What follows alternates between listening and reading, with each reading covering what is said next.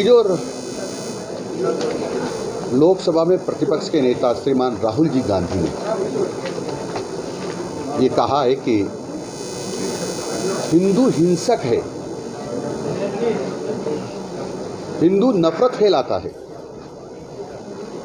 हिंदू झूठा है। और उसके पहले कहा था हिंदू जो मंदिरों में जाते हैं वो लड़कियां छेड़ने जाते, पूजा करने नहीं जाते हैं।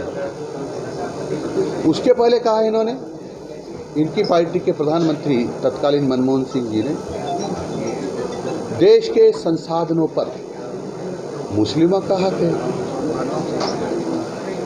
अब राहुल गांधी जी की बात करूं कि हिंदू हिंसक है, हिंसक का दूसरा अर्थ भी मैं समझता हूं, जितना समझता हूं, मैं ज़्यादा पढ़ा लिखा नहीं हूं, लेकिन इतना समझता हूं कि मारने वाला है। और उसका दूसरा अर्थ ये भी होता है हत्यारा है, यानी पूरी हिंदू समाज को हत्यारा कहना, ये हिंदू समाज ही नहीं पूरे देश का अपमान है। और इस देश का अपमान देश की जनता किसी भी कीमत पर बर्दाश्त नहीं करेगी और देश की जनता है इसका बदला लेगी, छोड़ेगी नहीं, ये मैं गारंटी देता हूँ।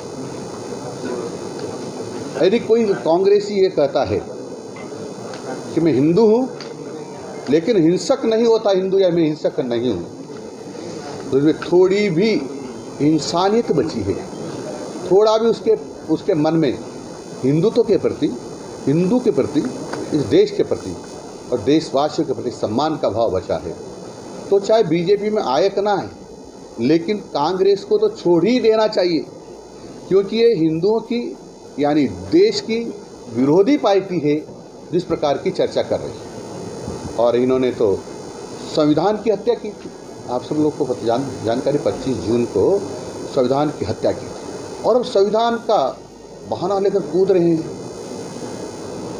1975 में 25 जून 1975 को इमरजेंसी लगाई। इमरजेंसी क्यों लगाई?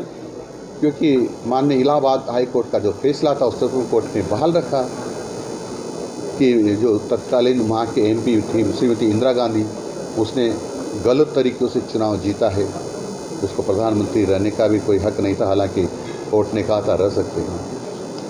कई कांग्रेसियों ने कहा था कि आपको प्रधानमंत्री पद छोड़ देना चाहिए, फिर भी उनको जची नहीं, तो उन्होंने फखरुद्दीन अली तत्कालीन राष्ट्रपति से दस्तखत करा के और आपातकाल लगा दिया और उस समय के यानी संविधान को निलंबित कर दिया।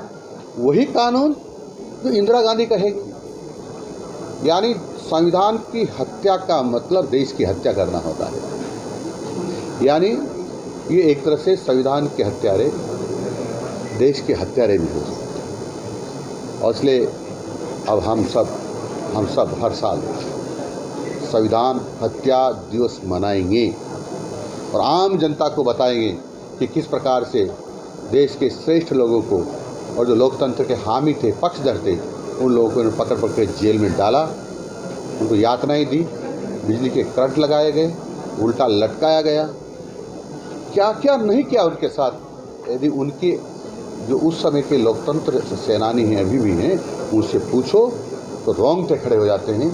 क्या इंसान भी इंसान को इस प्रकार की यातनाएं दे सकता है क्या?